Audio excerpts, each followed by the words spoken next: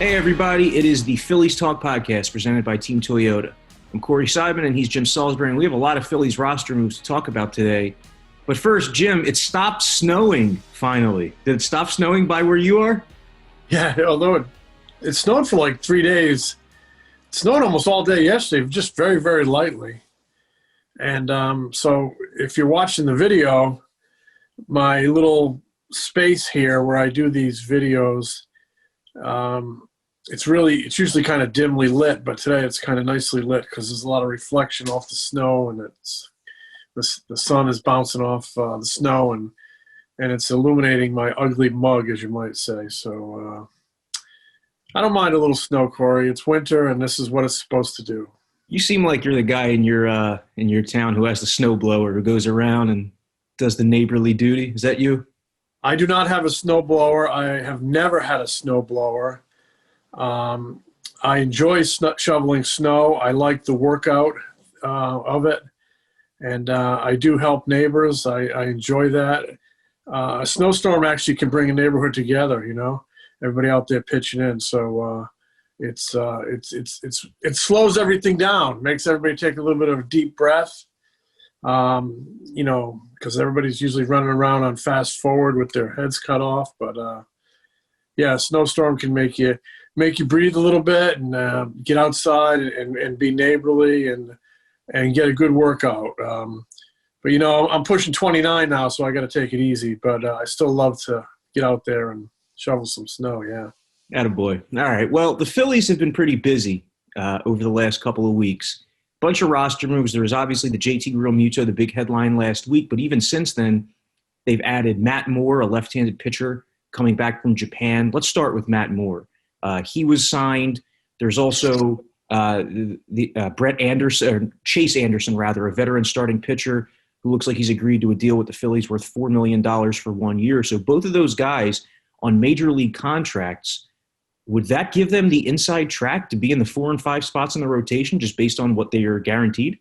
Yeah, I would think so. And I would say they could at times go with a sixth man in the rotation this season. That might be a guy like Spencer Howard. That might be a way to kind of manage his innings work and his workload. But yeah, you come in on a major league deal. You know, it's not a slam dunk. But the expectation is, yeah, you're good enough to be in that starting rotation. You should be in that starting rotation unless you go to camp and fall on your face. So I expect to see Moore and Anderson in there. And but I still think a guy like Spencer Howard is going to be very much in the mix, you know, throughout the season at various times. But they announced the Moore signing on Wednesday. Dave Dombrowski, Sam Fuld, and Matt Moore were all in a Zoom call. And, you know, Dombrowski was, if you kind of read through parse up his quote a little bit, he was pretty blunt that, you know, it was troubling almost that the organization didn't have more starting pitching depth, guys that internally could compete for jobs in 4 and 5 and beyond, because we all know you need 6, 7, 8, 9, and especially this coming season, because coming off the short season, they're going to pay attention to guys' workloads, and you just got to monitor guys' build up after the short season. But it was interesting to hear him say that needed to really go to work on that starting pitching depth, and there just weren't enough internal options. So they've done that, and I agree with them big time. I mean, starting pitching depth is a big, big problem in this organization, and they need to build it. So they've gone to work on that. Ivan Nova, minor league deal, 2 big league deals for Anderson and Moore. Spencer Howard will be in the mix. Vinny Velasquez will be in the mix.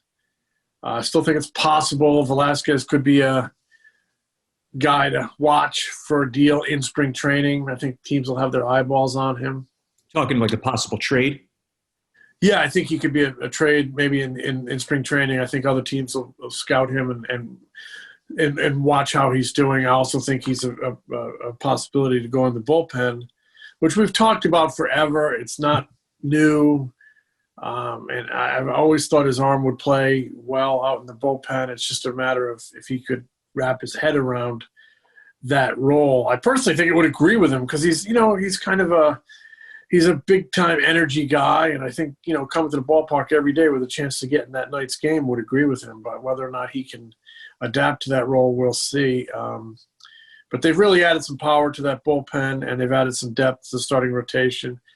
And at 198-ish in payroll, they probably got $198 million in payroll. They probably got $11 million to play with before the luxury tax. Didn't think I'd be talking about that back in October when it looked like they were going to peel things back significantly. But maybe they have some room. Maybe they can do some more tinkering around the edges with a bat off the bench, maybe another reliever. There's still a bunch of good relievers out there. There's still some starting pitchers out there. It wouldn't surprise me to see them even do a little bit more as prices come down before spring training starts. So, an interesting winter continues.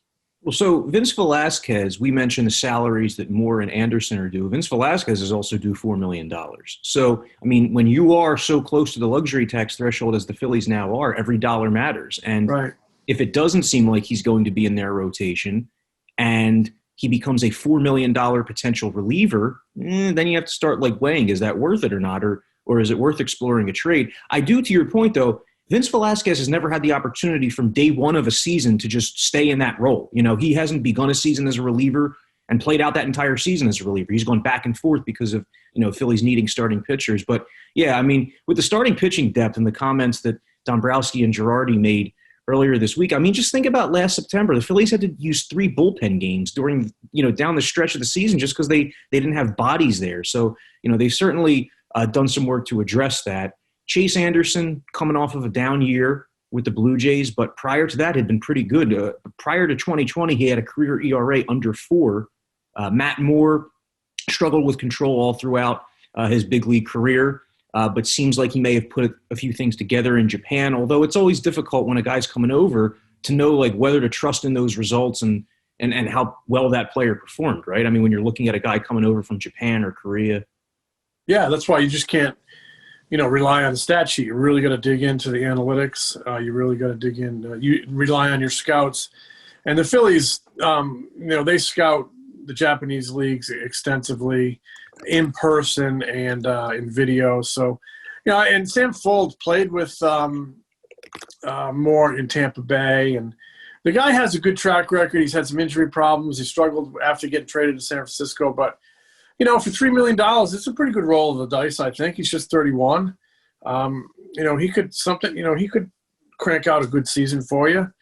Same with Chase Anderson. That's what these guys are. $4 million Chase Anderson is a good roll of the dice. So, you have a chance to get some innings at the back of your rotation for $7 million. I think it's worth it. I still think both of these guys could have something left in the tank, and maybe the Phillies can benefit from that. But these are the chances you have to take when you're not bringing enough homegrown talent to the big leagues in terms of pitching. They have guys like Adonis Medina in the wings and Damon Jones in the wings. They'll start off, I'm sure, pitching at some type of an auxiliary site and then in AAA. But obviously the organization didn't have enough confidence that those guys could come in and compete for 4 and 5. So they went out and signed some veterans. And like I said, I think their eyes are still open for more bargains. So, Jim, as we look at the Phillies' potential bullpen hierarchy, Archie Bradley likely slots in as the closer. And then Hector Neris potentially in a setup role with guys like Jose Alvarado, Connor Brogdon, Sam Coonrod, who was acquired from the Giants this offseason.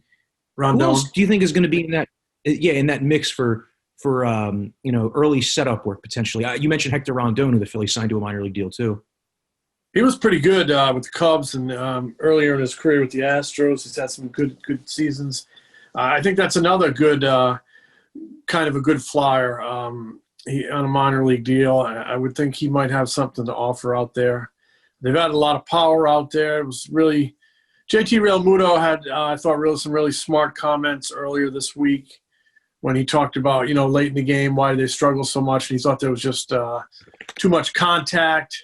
Not enough strikeouts out there late in games, and now they, conceivably may have added that. I mean, even with your eyes, I mean, you know, when you watched games last year, especially when things were going really bad, the swings that opposing hitters were taking against that bullpen late in games was just like, wow. I mean, so they need hitters to not be so comfortable against their late game relievers, and I think that could happen. They've added some people out there. You know, Joe Girardi likes roles. I could see Hector and you know, that 7th, 8th. I could see Archie Bradley in that 7th, 8th, maybe getting you know, what they deem as the highest leverage outs of a game. I could see Rondon helping back there. And yeah, I'm really, really curious to see what they get out of Connor Brogdon. I think he's got a lot of talent.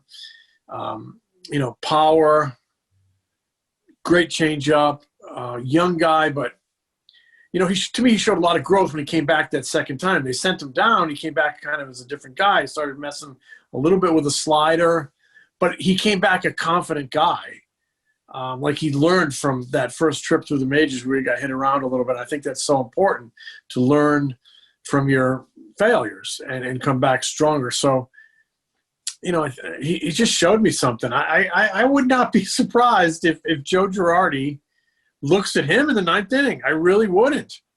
And go veteran in setup roles.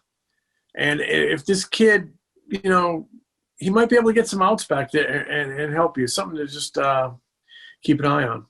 Pretty sure that Brogdon finished the season with like 9 scoreless innings, allowing 1 hit with 20 or so strikeouts. I mean, he was totally dominant at the end of the season last year. He's kind of an X factor for the Phillies in 2021 because, you know, if he can have like as productive a first full season as Sir Anthony Dominguez did a couple years ago, for example, the Phillies bullpen just becomes that much deeper, that much better. And he certainly looked late last season like he had the stuff to potentially close down the road. It's just, you know, how does he respond early this season, you know, amid higher expectations? Right.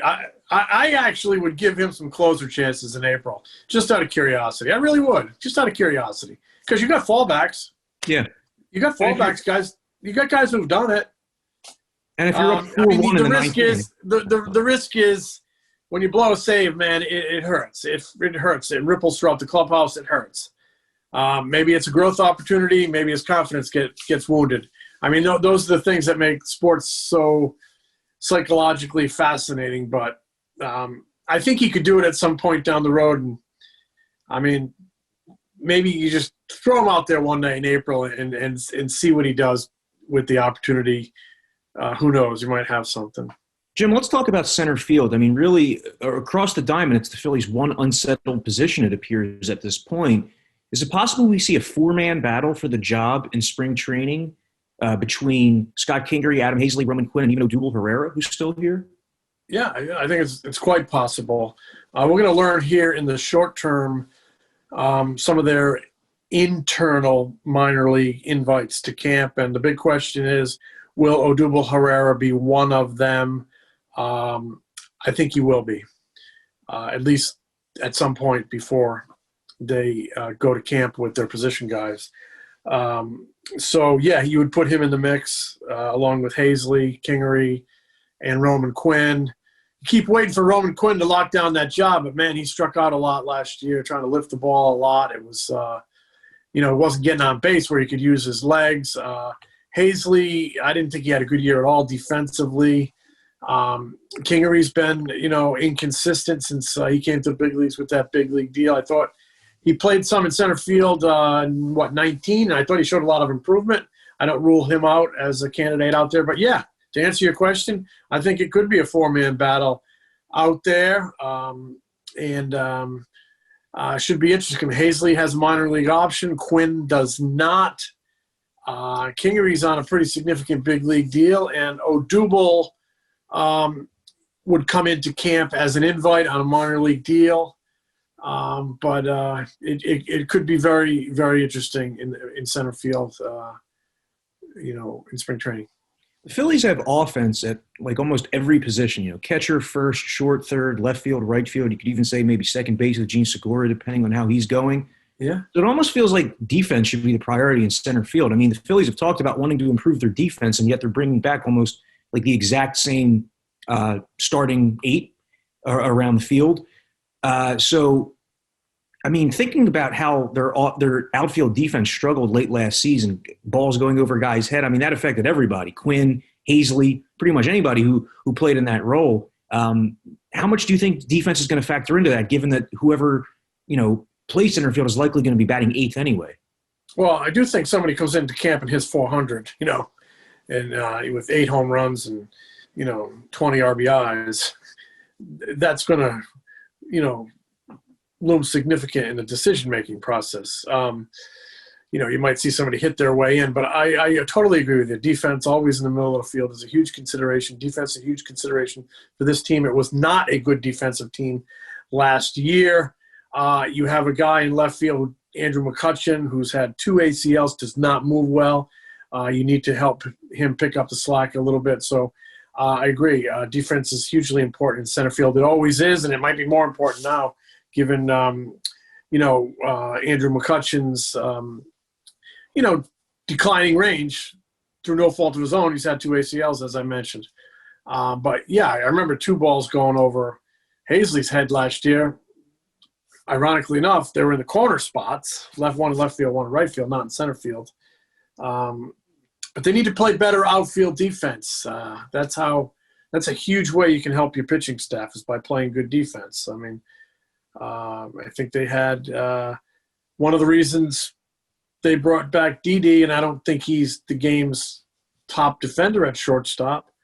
And they considered Anderson Simmons at shortstop, who is an elite defender, but I think they had a reluctance to play Gene Segura at shortstop for defensive reasons. I didn't think he played well there in 2019 when he played shortstop. So I think he'll play better at second base. I think it's a better fit for him. It's probably his best position. So, but you got, Nolo, Wheeler, Eflin all like to throw sinkers down in the zone, keep the ball down in the zone. Imagine that, old school. And they get a lot of ground balls. The rotation last year, 49% ground ball rate, second to Milwaukee in the majors. So you better play good defense. And I'll tell you what, when the team plays good defense, it's really fun to watch, because really at any level of the game, you can really appreciate a great defensive play. But, in the major leagues, it's a way to, help your pitching staff. It's a way to help pitchers stay in games longer. And it's a real difference maker, because when you're not a good defensive team, it is glaring. Like when those balls went over people's heads last year and cost them games, late in ball games, absolutely glaring. The game can change on one swing. When you're a good offensive team, you can change a game on one swing. But also, if you're a bad defensive team, a game can change on one swing. All of a sudden, you give it up to tie-in and go-ahead runs on a ball that should have been caught.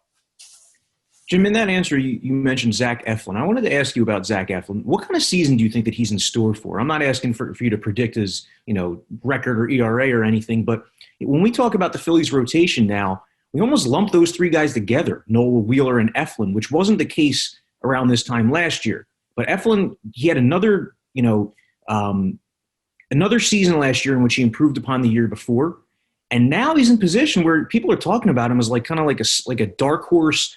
Really good National League starting pitcher. Do you think this guy's going to continue to make steps forward? And if so, why?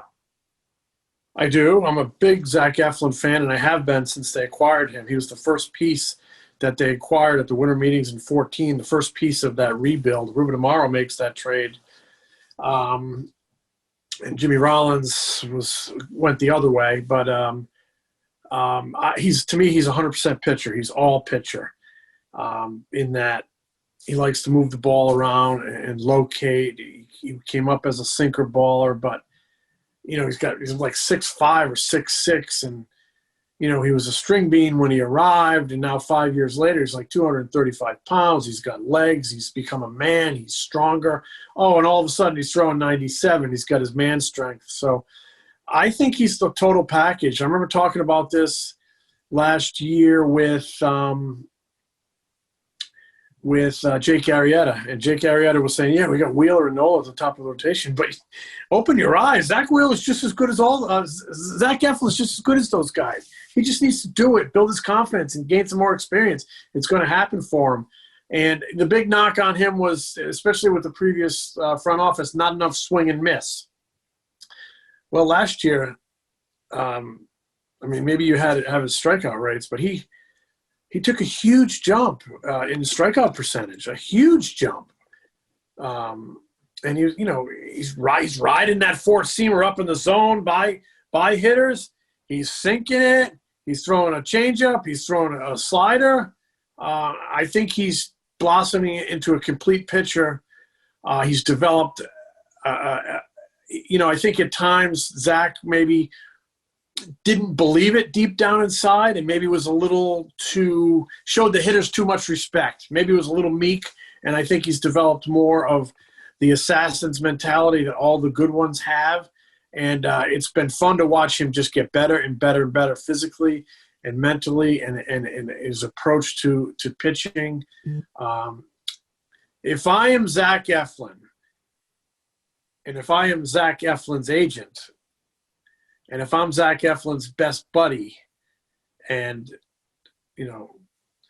teammate, I'm pulling him aside before he gets to camp, and I'm telling him, you need to go into camp this year with one thought in mind, and that's be an all-star, because you should be an all-star. You have the ability, you have the talent. It's time. It's time for you to be, it's time for you to be a top 20 pitcher in the National League, a top 15 pitcher in the National League.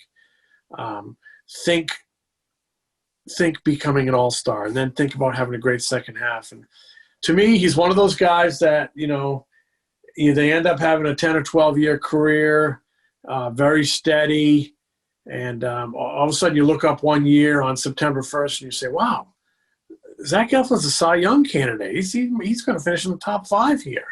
So, big fan. And this is nothing new. I've been a big fan since day one. He needs to come into camp thinking, I'm going to make the all-star team this year. Yeah, and if Zach Eflin can become an all-star, it would take the Phillies to a different tier probably as a team. So, let's keep an eye on his early season to see what kind of trajectory he's on. But, to your point about the swing and miss, I remember his rookie season. He had some outings where he got, hit around and he couldn't miss a bat. There was one game where he went an entire first inning through like 35 to 40 pitches and didn't get a single swing and miss. His swing and miss rate last year was literally double what it was his rookie season. It was 5.6% as a rookie. It was 10.2% last season. And my math is off because double would be 11.2%, but you get my point. What about the strikeout? What about the strikeouts? The strikeout rate was also career high, 10.7 strikeouts per nine for a guy who was around like 7.5 per nine coming into that. So, the Phillies wanted him to throw the four-seamer at the top of the zone under that Gabe Kapler, Chris Young regime. Well, when he went back to being himself, it seems like he unlocked even more strikeout potential.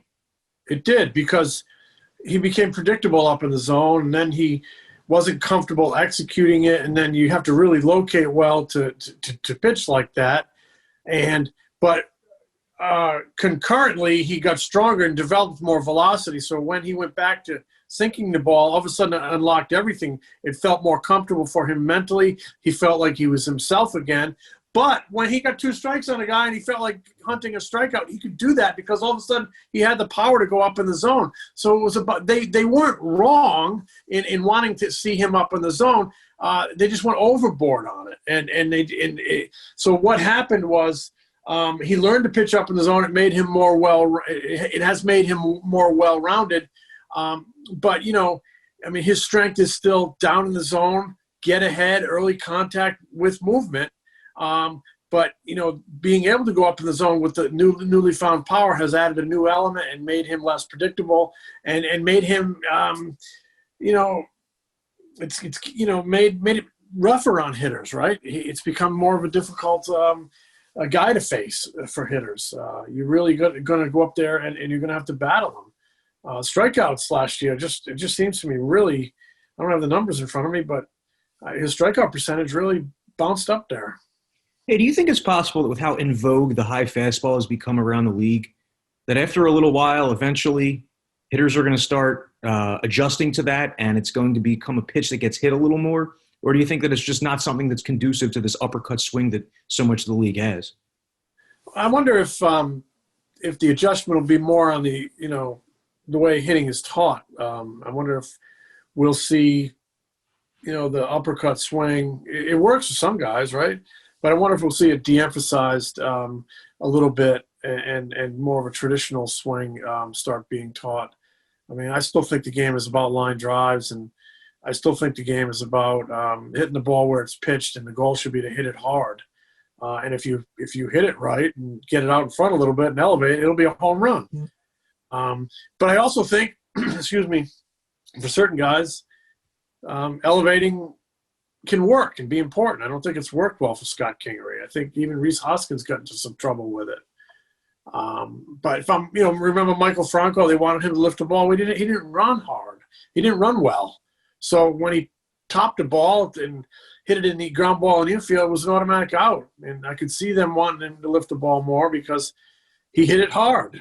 He had good exit velocity, and there's a chance it might go over the wall. So there has to be a balance in everything, Zach Eflin's style of pitching has to be a balance, and there's different swings for different hitters. But I still think the goal is to hit a line drive somewhere, to pick a pitch that you can handle, and hit it where it's pitched. If it's away, drive it away. If it's over the heart of the plate, try to take the pitcher's head off. If it's on the inside corner, open your hips and try to line it down the line. If depending on if the ball's elevated or not, maybe it where you catch it out in front, maybe it goes over the wall. But the goal should be to hit the ball where it's pitched and hit it hard. Jim, last thing I want to talk about, because it could end up, drastically impacting the National League playoff race, is the Nolan Arenado trade. Would you have believed at the beginning of the offseason that the Rockies would trade Arenado and get that little in return and have to kick in a lot of money? Because I haven't found a single person who has been able to defend or justify or likes this deal for Colorado. Yeah, it doesn't seem like they got quantity, but it doesn't seem like they got quality in return for one of the most exciting players in the game. I mean, we were talking about how fun it is to watch great defense. I mean, that kid is amazing. You know what amazes me, and I'm off on one of my famous tangents, sorry, is that him and Matt Chapman are these great defensive third basemen. They went to the same high school. Oh, wow, really? Look it up. Look it up for me right now. I'm Googling it. But, yeah, I don't think they got enough, but they were desperate to shed that salary. They were desperate to – it had become a really untenable relationship with the general manager. And, you have a guy that unhappy and doesn't want to be there. You can't bring him back to your clubhouse. It brings everybody down, So they had to eat money. They had to take a return that wasn't attractive, and they had to move on from what had become a bad relationship. Actually, we saw something similar here almost a generation ago in Philadelphia with Scott Rowland, another third baseman who went to St. Louis. And it had become a bad relationship, and it was just time for everybody to get out from under it. It cost the Rockies a lot more money than it did the Phillies. But, clubhouse atmosphere is important, and you can't have a bunch of malcontents in there. And I'm not saying Arenado, from everything I hear, is a good guy, good team guy, but he was clearly upset with the direction the team was going. He clearly had a problem with the general manager, and he needed to eliminate that and end that. Well, the pride of El Toro High School in Lake Forest, California, is on his way to St. Louis, and that probably makes the Cardinals the heavy favorite in the NL Central. Is Chapman from that high school too? Yes. Isn't that incredible? They're both great shortstops, both great third basemen. They're probably shortstops in high school. Everybody is, right? But they're such great defenders. So much fun to watch play the hot corner. And they went to the same high school. Who else went to that high school? I don't know. I don't still have it up. But I'll tell you what. I didn't make the connection with Scott Rowland of St. Louis also getting that generation's best defensive third baseman as well. And now here they are 20 years later getting this guy. Makes me wonder, wow, who's the better defender between Arenado and Rowland? They're both just so good. They can make all the plays. His trademark is that play where he fields the ball going into foul territory and fires like a perfect strike from, an off-balance position. And when I think Scott Rowland, I think of just his amazing ability to barehand a ball, charging and throwing a guy out. Yeah, both amazing first step quickness. Scott had almost like a powerful first step quickness to him, almost like a running back hitting the hole. I mean, boom, powerful and quick. Great throwing arm. He threw 94 in high school off the mound. I remember talking to the scout who signed him, and he used to pitch a little bit, and they had him on the gun at 94. So he had a lot of arm strength, Scotty Rowland. But, yeah, fun to watch, great defender. So,